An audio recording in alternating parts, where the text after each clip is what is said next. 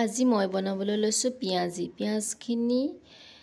পিঁয়াজি বনাবলৈ মই মিডিয়াম সাইজৰ 3টা পিঁয়াজ লৈছোঁ। পিঁয়াজখিনি পিঁয়াজ 3টা মই মিহি মিহিকৈ কাটি লৈছোঁ।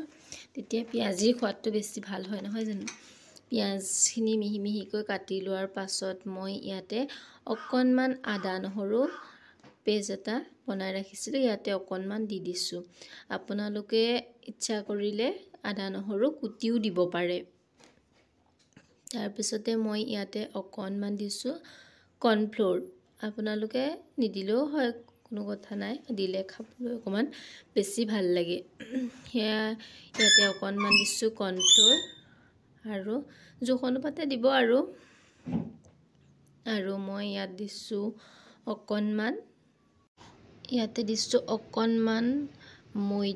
ময়দা অকণ দিছোঁ। আপোনালোকে বেচনো দিব পাৰে, মই বাৰু অকণমান ময়দাই দিছোঁ। ময়দাখিনি দি অকণমান ইয়াতে নিমখ দিছোঁ। নিমখ দি হালধি, জিৰা পাউডাৰ আৰু ধনিয়া পাউডাৰ, আপোনালোকে জলকীয়া ইচ্ছা কৰিলে কুটিও দিব পাৰে। মই কুটি দিয়া নাই বাৰু, ইয়াতে ৰেড চিলি অকণমান দি দিছোঁ। দি এইখিনি ভালদৰে মিক্স কৰি লৈছোঁ। কেৰাহী এটাতে অকণমান ৰিফাইন তেল দিছোঁ। ৰিফাইন তেলখিনি ভালদৰে গৰম হোৱাৰ পিছতে মই ইয়াতে অকণমান জোখ এটা কৰি পকৰী চাইজত দি দিছোঁ। এয়া চাওকচোন পকৰীখিনি কালাৰটো কেনেকুৱা হৈছে।